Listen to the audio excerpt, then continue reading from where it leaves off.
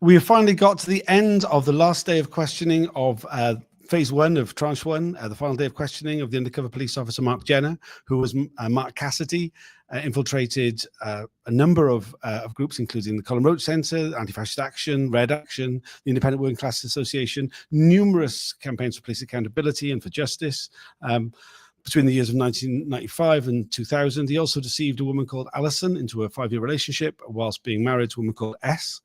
I'm joined with Paul Heron from the Public Order Interest Publish. What's the name of your organisation again? Public Interest Law Centre. That's it, one Public Interest Law Centre. What have you made of what we've heard? Well, it's 3 days. I think in many ways I feel like we could split it into almost two parts. A sort of political part and then the relationship part. Not to say that Alison and the Catsgate are not political, very much are. The first part, I would say, and I'd be interested to hear what your thoughts are as someone who sat through the 3 days. The kind of the first part is my impressions of Mark Jenner is very much a copper's copper. He's told to do ABC, and he does ABC. I also felt there was no real reflection, insight into his behaviour or any issues that he did. I think some many standout issues, but I think one of the standouts was seeing whether it's the Colin Roach Centre, whether it's the Brian Higgins Defence Campaign, whether it's family justice campaigns, whether it's lawyers who represent those who have been victims of the state, victims of the police, is very much just anti-police. Everyone's just anti-police. Everything is just anti-police. And anyone who dares criticise or question or raise an issue about the police is just anti-police. And I thought that was quite a significant kind of takeaway for me. Especially when it coupled with his view that the police can do no wrong. Very much. I mean, that was the line, wasn't it? That was one of the lines. Yeah, there was a couple of kind of lines where you just like, well, there's no insight here. And another big issue, of course, and it's been a big issue in the inquiry, is the issue of obviously racism of the police and institutional racism. And we didn't like that. I know there was definitely not a like of that, or certainly a major pushback on that. And what was striking to me is not so much his reaction, which sadly I wasn't surprised about.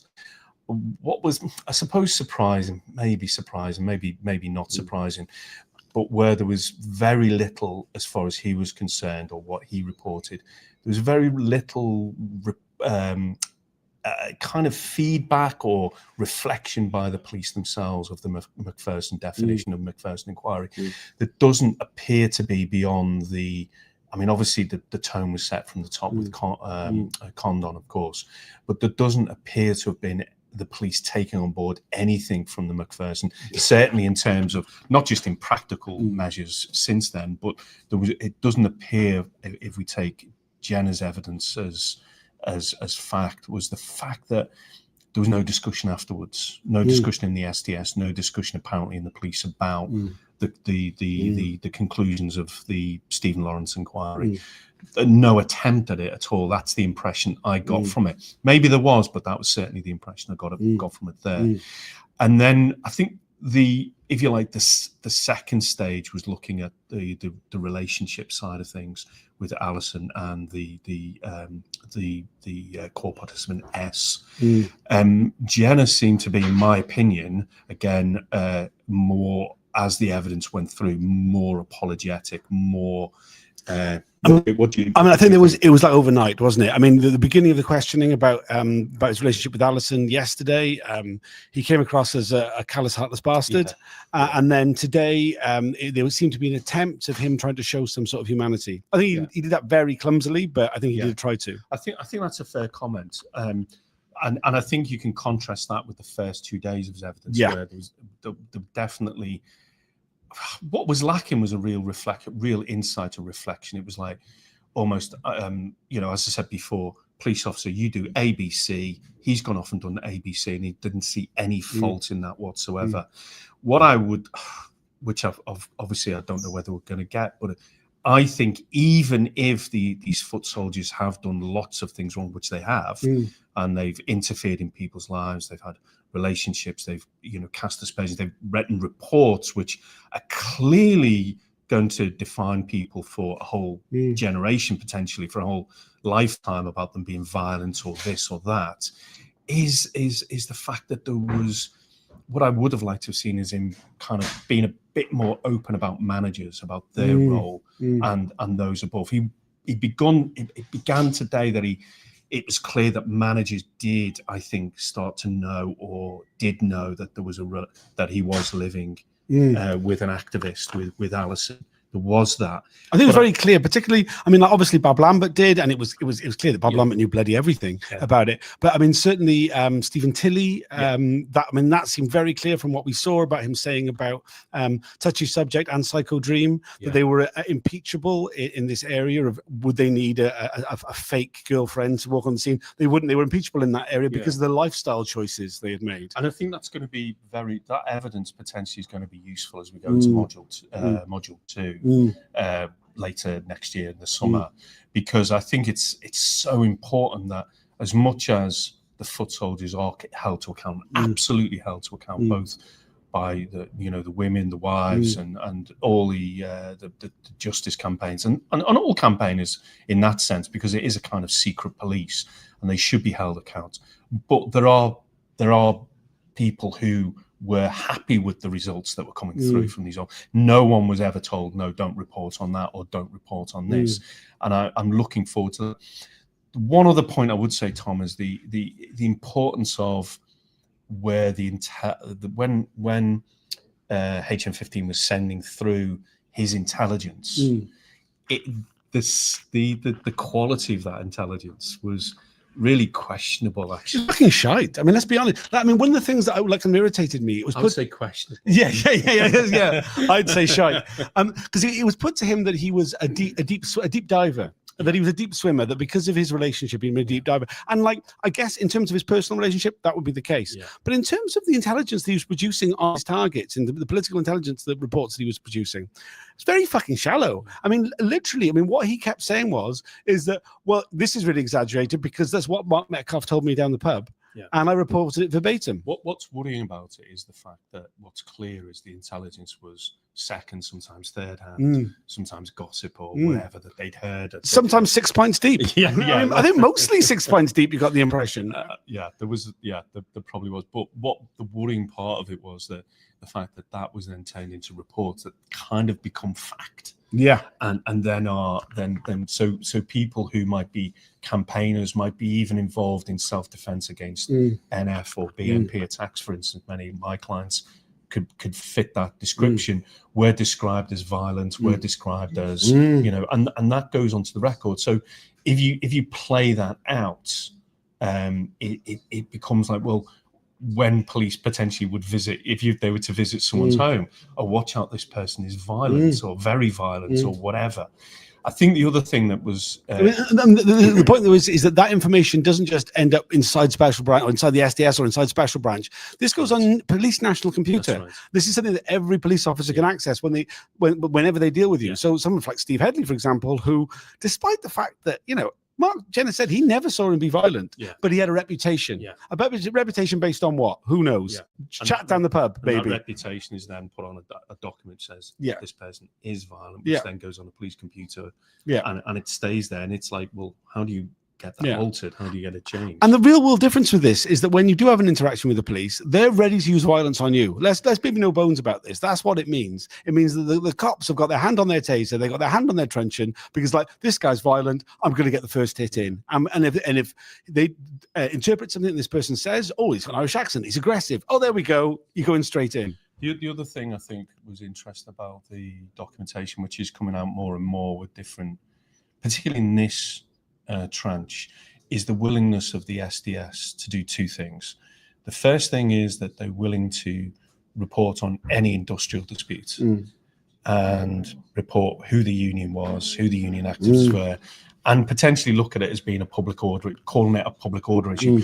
Previously, it was recorded because it would be a subversive issue. But of course, because the security services have said we're not interested in subversion, suddenly spying on trade unions is now a public order issue rather than a subversive issue. So I think that was really interesting. There was a second point, I've forgotten it. But sorry. I would just say that thing about his excuse for why he infiltrated UCAT, that it was just to get close to Brian Higgins, and his only interest in Brian Higgins, according to him, was his association with the Republican Forum. And he really hung the fact that he was involved in the Republican Forum as almost like he was infiltrating the IRA with some of the reports he gave. But I mean, it was very clear the Republican Forum was just putting on occasional meetings in the London Welsh Centre. But also, the report, from what I could see from even the documents, the Republican Forum had a wide range of views on the issue of Ireland. So, and the key is in the name. It's a forum. It's not a party. It's not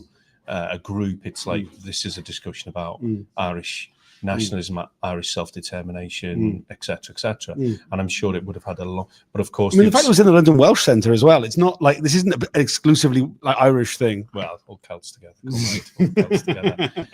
So I think that was an interesting thing about the he brushed off the idea of, well, I kind of became the chair of the defence campaign, but of course letters were written, he was involved, and that all went into the SDS. So very much, trade unions are still, and they've been covered throughout. And this idea that somehow trade unions are not that they're not interested. We don't cover militant trade union. Clearly they do, either because it's subversive, tranche 1 or 2, or because it's public order, tranche 3, and neither is true.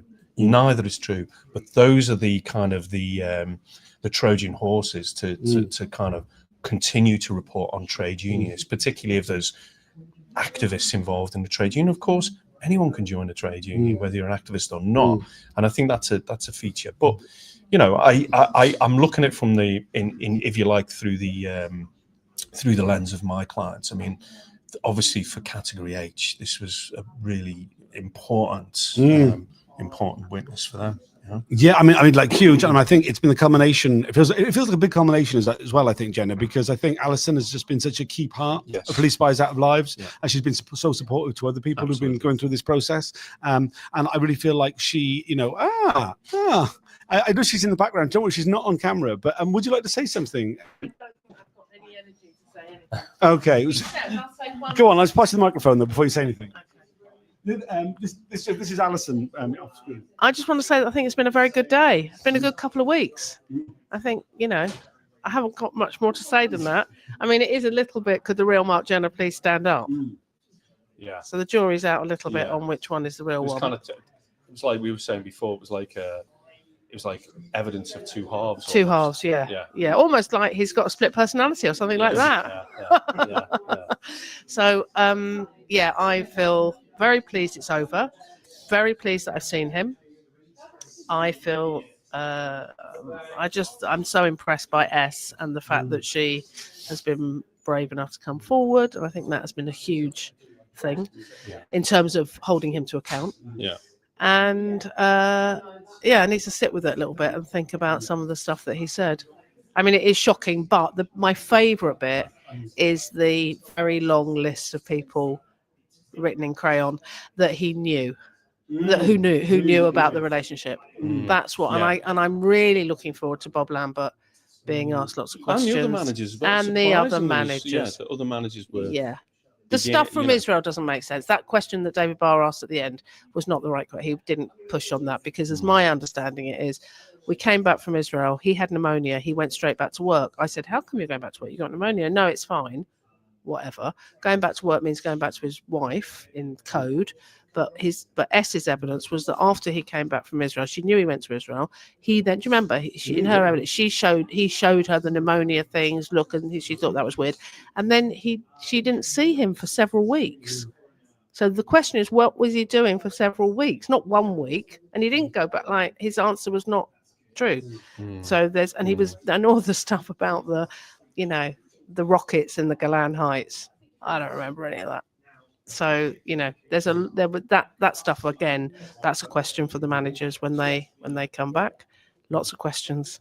Yeah, but I feel very, very happy, to be honest. Good. Yeah. Good. Smash the ideas of any ideas that I once had of what he looked like and how he was and what kind of person he was. That was all demolished quite effectively yesterday and the day before. I mean, I was just saying literally just before you came around the corner that this really feels like a culmination. Yeah, it does. Yeah. Yeah, it's good. Yeah, good. Yeah, no, it's great. It's marvellous. Happy Hanukkah. Hag Sameach. Fair play. Yeah, no, I think like just, like echoing really what Alison said there. I mean, I think, he has been like in many ways the ideal witness for Category H, because he lied a lot. Don't get me wrong, but there was an honesty to his callousness. Yeah, there was an honesty. Sometimes it was very callous.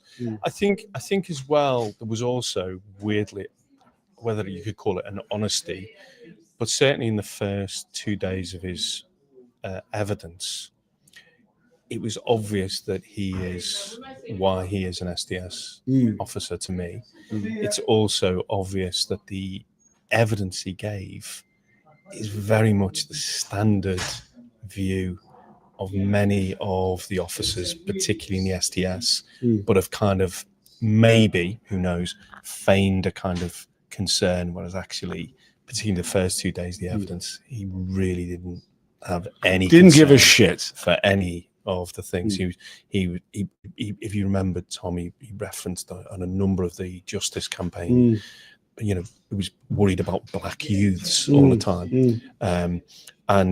But the 2 demonstrations he referred to all passed off. And why did they pass off? Well, because there was good steward and the police left it alone, even though the report was these pretend there's going to be flashpoints in this. But it's often demonstrations will steward themselves as the police just don't not honestly involved. I mean, I think like so many of the other undercover officers, Mark Jenner really specialized in the exaggeration of perceived risk. Yeah. And that goes. I mean, he even said at one point that it's not possible to exaggerate the risk of violence. Yeah. That any scintilla of information, possibility of there being any sort of violence meant that he was reporting there was going to be violence. Perception of risk works on 2 levels. Number one, it definitely justifies the ongoing existence of the SDS, and if you like, Bob Lambert's project, continued involvement. And the second thing is it allows them to be seen as, quote, deep swimmers. If you're a deep swimmer, you're doing your job. The closer you are to risk, which is often misconstrued, misunderstood, completely over the top elaborated, then you're a deep swimmer. And that risk element, and it's absolutely right what you say, exaggerating the risk allows the SDS to continue and allows you to be seen to be doing a good job in inverted commas, obviously. And this exaggeration of perceived risk has come all the way through to the inquiry. And it's the reason why we've got so many of the officers still with anonymity for their real names, their cover names. The reason that we're not allowed to know the nominals of many of the officers. Most of the officers who he, if you like, threw under a bus, as I said earlier, that he named to the inquiry, we didn't get to hear them. He wrote them on a piece of paper. That list that he made of the officers who knew about the relationship with Alison, that Alison referred to just now, it took him 7 minutes to write that list. Now, we were only allowed to know 2 of the names on it because the rest of them had full anonymity. The risk has been overplayed. Absolutely massively overplayed. And I think there's always a question about like the fact that these officers got anonymity. Is it about the risk of what they did when they were deployed, or is it about who they became when they stopped being SDS officers?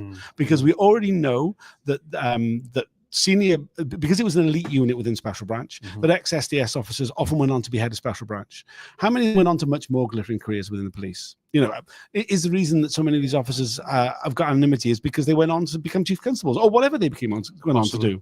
Possibly. Or heads of whatever, heads of private companies and security and all the rest of it. Absolutely. I mean, who knows? But the issue of risk has been overplayed.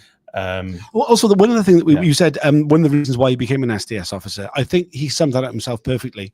When it was put to him, if it had been a crime for him to have sex with activists whilst he was undercover, would he have still had a sexual relationship with Alison? And he said, no, he would never have applied to join the SDS. No, I mean, that says it all. It does. It was Yeah.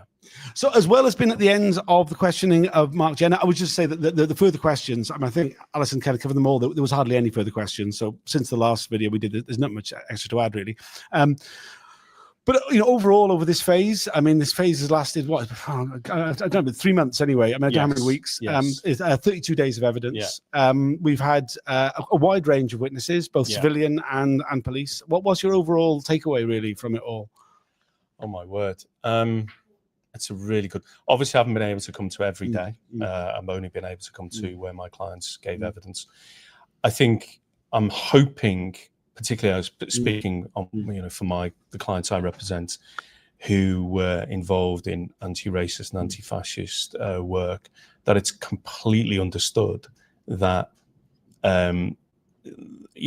one, self-defense was key to and actions, and also violence in self-defense is understood by the inquiry, and that they understand that part of the 90s, particularly around the tragic murder of Stephen Lawrence and Roland Adams and Rohit Dougal, etc., the attacks on Kudasali were vicious attacks, and there was so many of them that the BNP were forced to change the strategy precisely because the left got organised. The BNP were trying to control the streets in different parts of the UK, but also in East London and South East London. And the police, from being active at that period of time, were doing very little. And it was the role of the left being organised that pushed it back, that defended communities, that got communities organised, got themselves organised, etc. And I hope the police really, the inquiry really understands that, because that would be my takeaway, that it was an important period for the left, whatever strand of shade of the left you're from. It was very important that the left got organised to beat back what was, when they talk about squadism, the BNP was exercising squadism and were out and out Nazis and fascists, and they were pushed back. And that was to no thanks of the police at all. Not that necessarily as socialists we would necessarily call on the police, but I hope the inquiry understands that, particularly for my clients, we organised mass campaigns and self-defence, both of the demonstrations we organised and the communities. I want the inquiry to understand that, and understand that the efforts of the SDS were just completely unjustified. I mean, as well as representing your clients, you mentioned yourself, you were active at the time. There were questions asked about yourself, about your involvement in the away team. In fact, Peter Francis said that you could take care of yourself. Any comment on that? Well, I think like anybody, if you're attacked, you'd always, no matter who it is, run as fast as you can. No. Either you defend yourself, or you run out of the situation. I mean, I've never claimed to be anything else. I've got, just like anybody else, I've got the right to self-defense, and if it's whatever it is, I'll defend my rights just like anybody would. But also, if I would also exit an area if need be as well, because I couldn't. When my wife heard all about this, she couldn't stop laughing, to be honest.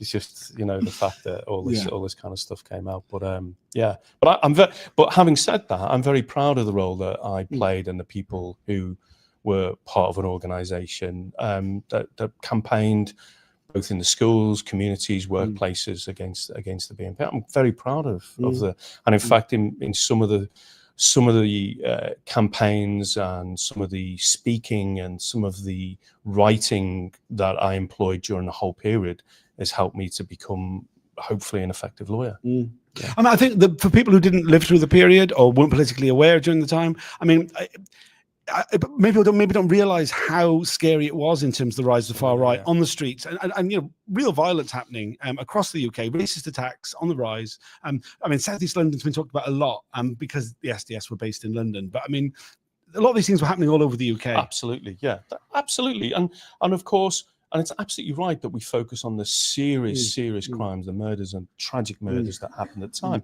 But I think at the time, in pockets of London and pockets of around the UK, you were having people's windows put in, you're having people being abused and stuff like that. I mean, it was going on quite a lot, and it was a serious attempt by the far right at that time, the British National Party and the National Front to a lesser extent, to organise and control at least elements or parts of the streets. And, I think the fact that, workers, working class communities and socialists and trade unions stood out and organised against and had meetings, all the rest of it was part of the process of doing that. But also crucially is the stewarding of making sure that whether you're organising a demonstration, the people you're wanting to come on the demonstration feel safe. And of course, what was happening is that the left initially was getting attacked, was getting viciously attacked, but that's nothing compared to what ethnic minority communities were put up with on a daily basis, on a nightly basis, in those real serious pockets of and so it was a really scary time. But I think what has come out, I'm hoping that has come out, is that those who campaigned against it were very serious, pushed it back, and took security and self-defense measures also very seriously as well. And that's an important lesson to learn from building movements, whether it's against the far right or otherwise. I think it's really important. I think one of the great failures, one of the great drawbacks of the inquiry process is that there's not a lot of context. One of the things I've often complained about is, as we're going through the linear nature of the way the inquiry works, that there's whole periods of time where huge events are barely looked at, whereas we've had I feel like I was at Welling in October 93 at this stage, because we've spent a lot. I mean, I'm not saying it's not an important event, but just huge amounts of emphasis on that one event. I'm not saying it's to the detriment of anything else, but an ignorance, like ignoring by the inquiry of lots of other big events. I think you're absolutely right. I mean, there's a couple of things that have been focused on, and quite right. They should be focused on Welling, Brick Lane, Earls Court, etc. They should be focused on, of course. And there's loads of other beyond that, and there's been a minutiae around, well, what did you do and how did you do, and justifying the action. But you're absolutely right. There has not been the context that it deserves in terms of the scale of racist attacks during that period, and not having enough voices of those who maybe suffered those attacks being able to give either impact statements or whatever. The inquiry hasn't really reached out to some of the anti-racist organisations we've named. So whether it's GACARA, the Greenwich Action Committee Against Racial Attacks in Greenwich, which I'm sure they could get in contact with, and other monitoring groups, the New Monitoring Project, the monitoring group, to have them to maybe get some impact statements of the people who face that kind of stuff on a daily basis. So it has, absolutely right, it's focused on far too much on things which, don't get me wrong, they should be focused on, but they should be at the very least impact statements for those who were facing those regular attacks and being called out and attacked by the BNP and their squads at the time. Absolutely, I think the inquiry should have done more to put the whole thing in context. Some of the Rule 9 statements that I've helped prepare for my clients, we've always tried to put the context in there. But even the inquiry just scoops over that and goes straight to, well, what about this report which said you smiled because this happened? I mean, it's just it kind of pulls it down to such a micro level to the point where you lose out on the bigger picture, which is a shame, really, because that was the context. And also the way in which that we've had so many times the inquiry has presented a report, asked people about the report, and then said, "Oh, what happened?" And it's like, well, you could. The inquiry could have gone out and checked the contemporaneous media reports, whether it was alternative media or mainstream media or whatever. Not saying that they're like factual always or whatever, but there's been a lot of what actually did happen. There was a call very early on in the inquiry process that they should employ an historian to present those kind of facts to actually get to what actually did happen in a lot of these situations. I also think the other thing the inquiries, I think, to be probably a little bit hypercritical, is the inquiry had a guillotine on people who could apply for core participant status. And I think sometimes, I think those who got core participant status, fine. But people who arrived late were almost like, well, you've come too late. And whereas some people I can see have been turned down for core participant status could have actually played an important role, or potentially an important role in that. But I do think where the weakness has been, particularly just talking about the period which I'm talking about, it's not the only weakness, on the advance of the BNP in certain areas in London across the world,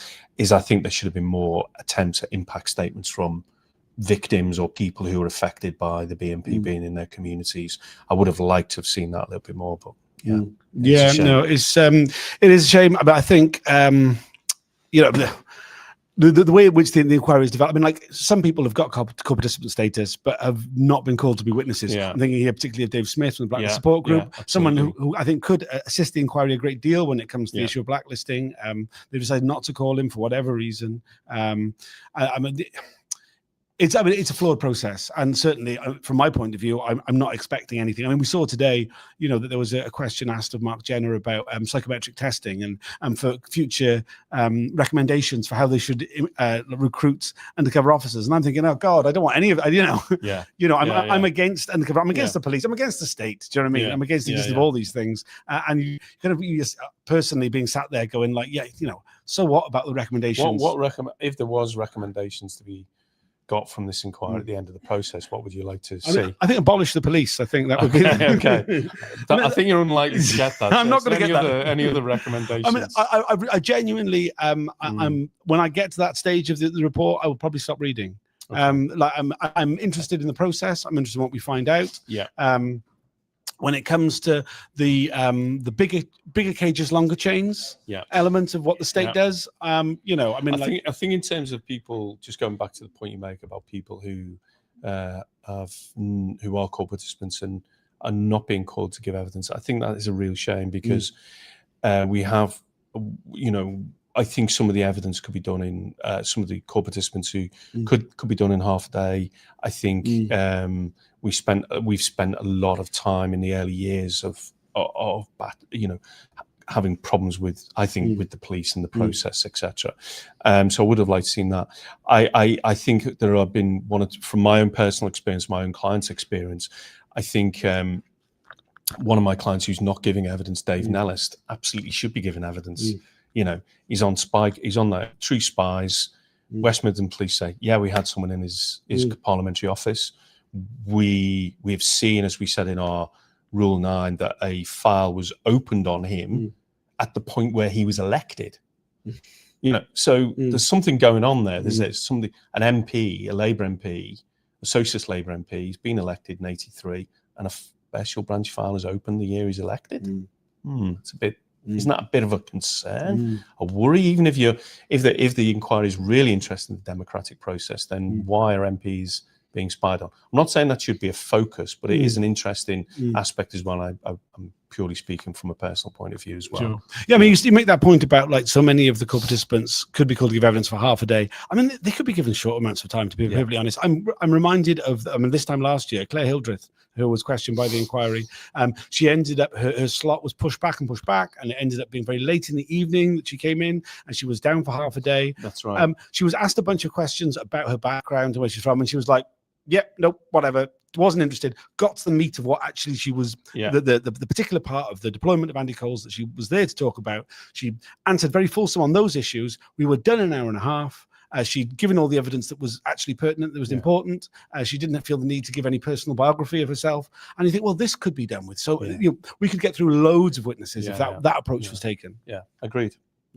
Absolutely. I don't understand why not. Yeah, I agree, and I think the other thing is, I think more witnesses should have been allowed to provide detailed statements. And the one thing I would like to see is a recommendation. I know you're not for recommendations, but one thing I would like to see as recommendations is, I think every core participant should be given their file. Yeah, I mean, fuck yeah. I mean, like, yeah. Whether it's now or at the end of the process, every registered core participant should be given the totality of their file. Absolutely, at the end of this, whether it's the end but you know, at some point, the totality of their file should be given to them without exception. you know, warts and all. You know, I mean, I would echo that, and I would echo all the calls. I mean, I was being quite glib, I guess, earlier about that thing. I mean, I think there is something. I mean, I don't want to get too much into the sort of whatever of it, bigger cages, longer chains. We do want to enlarge the floor of the cage, in terms of like kind of the ability we have as people and the state. And I think yes. I mean, like I think like naming all the undercover officers, I don't understand why they've. I mean, I do understand why, because it's such a corrupt system. But I think the fact that they've been given so much anonymity is an absolute disgrace. And I think at the end of this process, when it's established that they have exaggerated the perceived risk to the point to pull the wool over the eyes of the inquiry process, they should all be named in full. I mean, it's just ridiculous. And we should all, and not just court-participants, the entire country should get all their registry files. We should have that. I absolutely agree with that. But I think as an absolute minimum, everybody. Everyone who's a court participant should be getting their files. And speaking as a lawyer who's got a file, I should be also getting. And that should be the first file to be released. We've come to the end of phase 1. We're back again now on 2nd of February. With my client. Yeah. Well, so what are you looking forward to in phase 2? Well, that's a good question. I can only speak for my clients. So I've got 3 clients. I've got Joe Batty, who was a member of the Socialist Party, and he'll be talking about HN 104, Carlo Saracchi. There'll be my client, Chris Narnham, who is one of the leaders of the Stop the War Coalition, his officer, Simon Wellings, and Lois will be coming back. Lois Austin will be coming back. And she'll be being, as I understand it, will be being asked additional questions around May Day and the May Day protest, I think, in 2001. So those I'll be particularly interested in the 2 officers who my clients are involved in, which is Carlo Saracchi and Simon Welling. So really interested in that. I'm so looking forward, and not trying to jump too far ahead. I think module 2, when we get to the senior officers, managers, senior civil servants, and potentially government ministers, that is going to be it'll be interesting to see how the inquiry deals with anonymity, privacy, etc. around those issues. And how far they go up. I mean, that's one of the big questions. How far? I think that's one big question for everybody who is a court participant is how far does it go up? And also, who will be called to account for the ongoing abuses, whether they be the spying on the Lawrence family, the women affected, and all the court participants who ultimately has been not so much pulling the strings, but seems to be going, business as usual, please carry on. Are the Home Secretaries going to be called? Well, when you got this, well, did you just sign it off? What did you know about it? Surely you did know. Well, if you didn't know, why didn't you know? I really will be interested in that, but of course that's summer next year, as you know. Call the Home Secretaries, all of them. Absolutely. Yes, so the next phase, we are meant to be hearing from Carlo Saracchi. We are meant to be hearing from Rob Hastings. We're meant to be hearing from Simon Welling. I'm trying to remember the other names of undercover officers. Can't remember. There's so many. There's so many. A few. That's assumed they actually do come through. Absolutely. We've had some comments. So the Campaign Opposed Police Surveillance said Jenner's admission that he took a pack of lies to police risk assessors in 2011 is huge. How many others did the same? And because they haven't been outed by the women they abused, got believed and given anonymity by the inquiry. I think this is a massive thing, because I think that 2011 refusal to answer questions by Jenner really shows how just how far they're willing to go. It's also how far you're willing to go to protect your pension and get the hell out of there quick. Get out, get your pension and leave. And so somebody does actually watch this. Oh yeah, people are watching. There's 184 people watching right now. No, we do have viewers. I would many of the people who join me in these videos don't believe anybody watches. So I mean, if you could show that people do watch by commenting, liking, subscribing, sharing the video with your friends, please do. You know, but I think that was quite telling, because I think that is the case. I think that particularly during the first 5 years of the inquiry, there was an acceptance at face value of the lies of undercover officers, and that gave them the opportunity to have secret, to have anonymity. And it has been the officers who have been exposed by activists who have been dragged into the light. And it isn't the inquiry process that has done that. It's activists who've done that, and then the inquiry has played catch up. I'd love to know. I mean, maybe I'm being a bit too optimistic, but I often wonder, and you're absolutely right that all the anonymity was all guaranteed beforehand. Maybe that was just to get the thing off the ground. And I kind of sometimes wonder whether the inquiry legal team kind of think, we've been conned here. We actually were conned, because as the inquiry's gone through its different tranches, if you like, I think it's become more apparent that, you know, actually the activists were probably telling the truth here, and they've been the most transparent, giving evidence, and have often laid their own lives bare in order to get to some kind of truth and justice. I mean, when it comes to engagement with the inquiry, it's night and day. I mean, whether it's, you know, whether we're talking about individual members of the public who are spied upon, or the way that they're dealing with the inquiry through their registered legal representatives, compare that to not just the undercover cops, but the police themselves, the Home Office. Every one of the state police corps participants in this inquiry has done I mean, they've brought numerous judicial reviews. They have dragged their feet. As we now know, they have been incredibly, you know, they've obstructed the inquiry process repeatedly. However, what we can say is that, for notwithstanding all that, and you're absolutely right, Tom, not disagreeing with you, but having said all that, I think for the activists, there's been a sense of having the opportunity to tell their truth, or to actually set the record straight on different levels, but also to understand what's been written about them, what's been reported about them.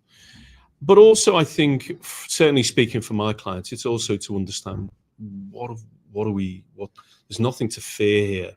Nothing, you know, mass movements and campaigns, whether local, national, or even international, you're not doing anything wrong. You're on the right side of history, if you like, and this is just the you know, from my personal perspective, the capitalist state doing what the capitalist state does, which is to defend the interests of the ruling class. Exactly, and then that's the point, isn't it? On my but I think this is the key point, isn't it? Is that we were doing nothing wrong, but we have got a parasitic class of aristocracy on this planet for whom the entire planet is a resort, and we're all staff. And anybody who pushes up against that and you know, calls it out and tries to build a movement to oppose it is the worst kind of criminal they could possibly imagine, and needs to be absolutely smashed. And what the SDS were was just one small part of the infrastructure of repression that the state employs to stop there ever being a popular movement against that exploitation by the aristocracy. I don't think I can add to that. I think you're far more articulate than I can be. So I think that's maybe a good part to end. Yeah, we've come to the end. Is there anything else you'd like to add? No, I think the final thing is I am looking forward to part two, phase two. The one thing I'm hoping will happen in part two is my name is not mentioned. That's the one thing I'm hoping for. Fair enough. All right, well, thanks for joining us. I do a Twitter Spaces audio report of each day. I normally do that each evening. Because there's no hearing tomorrow, I'm not going to do it tonight. I'm going to meet everybody in the pub now. I'm still off the booze, believe it or not, which, you know, mad. But I'm very pleased that we've come to the end of the hearings for a bit. We're back on the 2nd of February. I'll try and do a catch up over the next couple of weeks of all the bits and pieces I've missed out on. I intend to make a lot more videos than I ended up making of the recaps, the little short ones. I'll try and do some of those. If anybody's able to support me, you can go to Ko-fi, ko-fi.com/Tom P. Fowler. The links are all on all my social media, and you're able to support me by buying me a coffee if you'd like to. I totally understand if you haven't got the money for it. But have a cool Yule, everyone, and we'll see you all in 2026. Bye for now.